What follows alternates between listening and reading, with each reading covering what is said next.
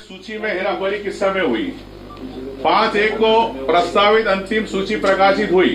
कुल मतदाता थे 5,39,87,876।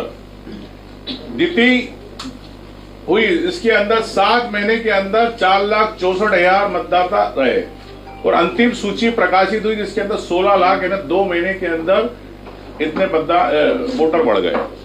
क्या इसकी जानकारी आपने राजनीतिक दलों को दी? क्या इसकी जानकारी आपने विधानसभा लड़ने वाले प्रत्याशियों को दी? ये मैं आपको इस बारे में बताना चाहता हूं। सेकंड, नेक्स्ट, ये इस प्रकार से मतदाता किस प्रकार से बढ़े आपने देखा कि 2 अगस्त 2023 में चुनाव थे आपके नवंबर के अंदर और अचानक 2 महीने के अंदर इतनी बढ़ोतरी क्यों? मतलब हर दिन लगभग 26,000 वोट बढ़े। नेक्स्ट, ये सब क्यों हुआ, कैसे हुआ? इलेक्शन कमीशन का मैंने आपको ये पत्र जारी किया है। इसमें स्पष्ट है कि इलेक्शन कमीशन ने, आप पढ़ेंगे तो इसमें स्पष्ट है कि किस प्रकार से हेराफेरी की। ये 9 जून 2023 का है। इसमें स्पष्ट है कि this supplement shall not be put on the website और शेयर्ड विद एनीबडी।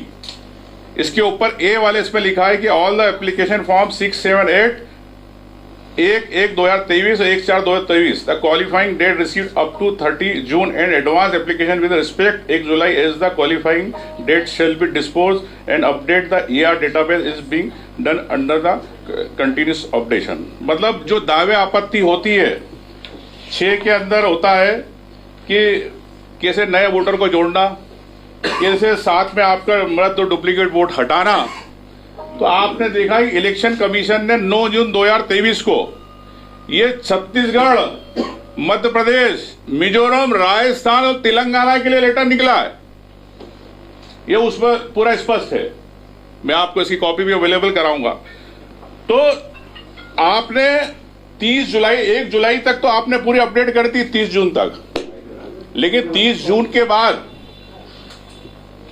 के बाद आपने क्या करा कि जो सूची थी सप्लीमेंट्री जिसके अंदर वोट बढ़ाए गए, वो सूची आपने नहीं दी और सिलेक्शन कमीशन ने क्लियर लिखा है कि ना इसको वेबसाइट पे डाला जाए ना किसी को दी जाए।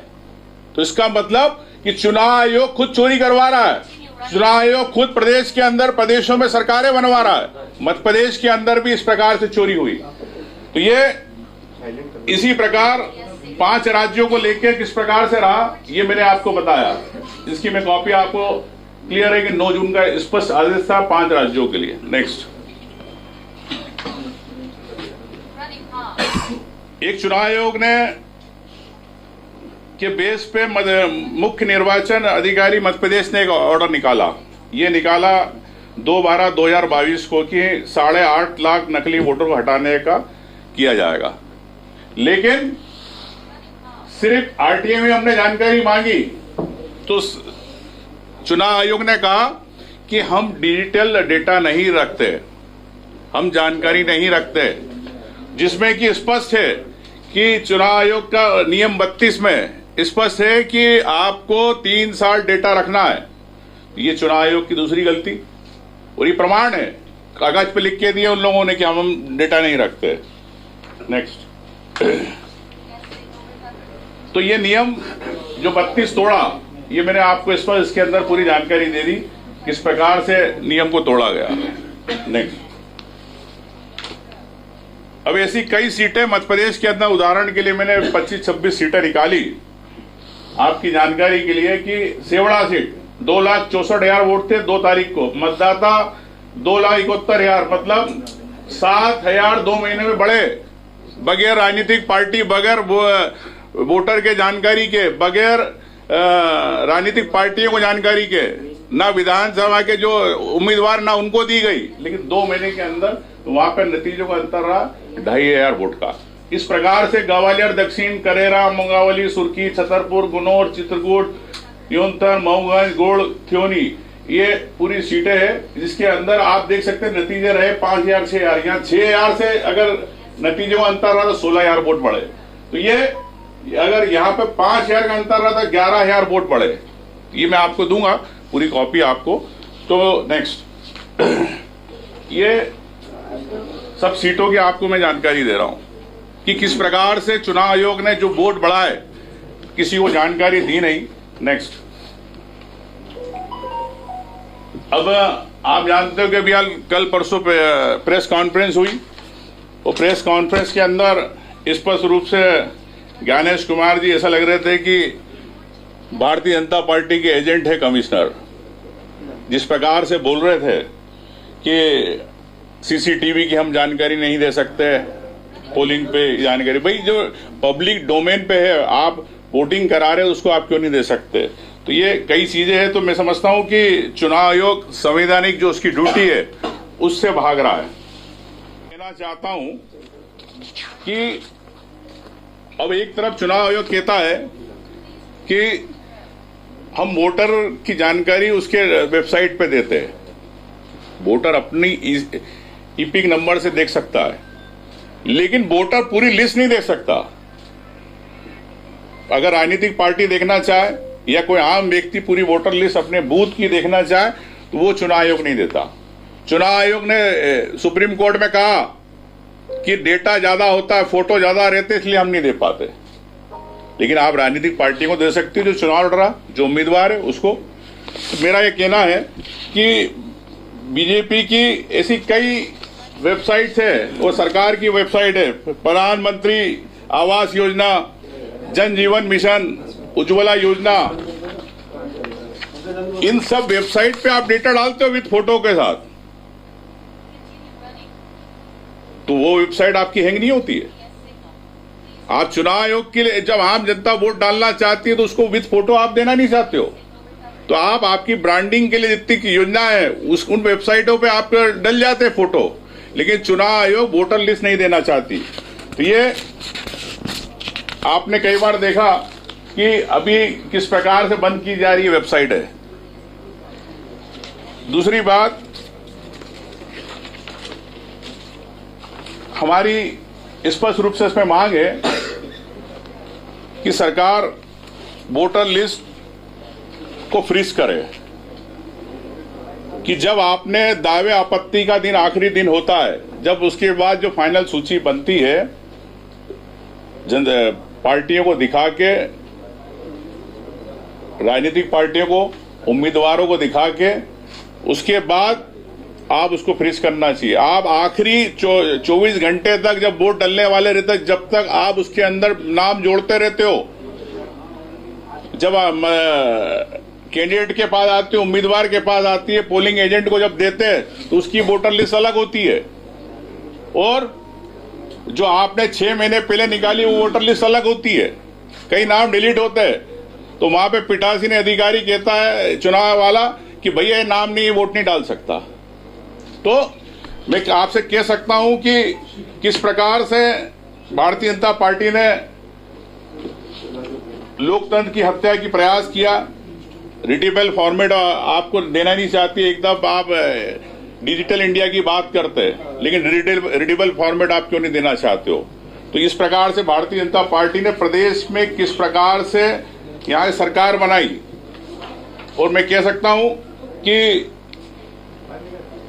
ये सरकार, मध्य प्रदेश की सरकार सिर्फ और सिर्फ चुनाव आयोगों के कारण बनी है, जनता के जनादेश के कारण नहीं बनी। ये मैंने आपको प्रमाण दिए।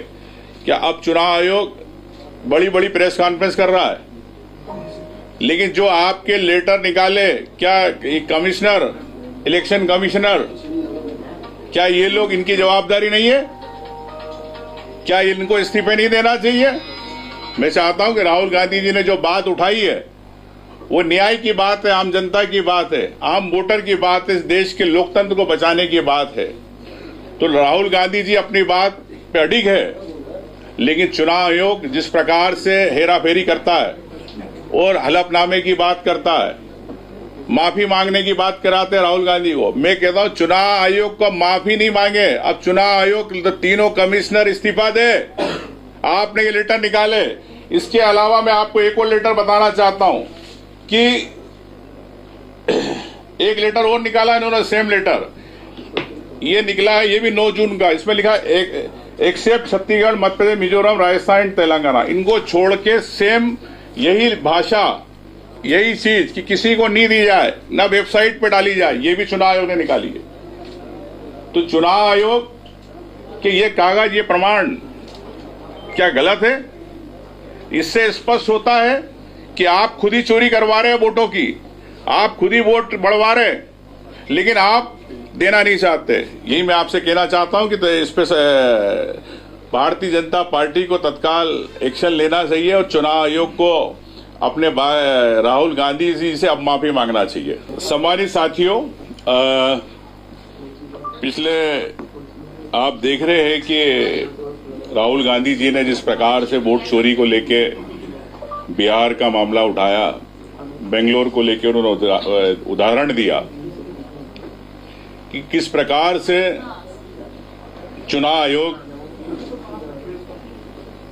की मिली भगत से भारतीय जनता पार्टी चाहे केंद्र में हो या प्रदेश के अंदर सरकारें बना रही है। इसी तारतम्य में हमने मध्य प्रदेश के बारे में चीजें समझी, किस प्रकार से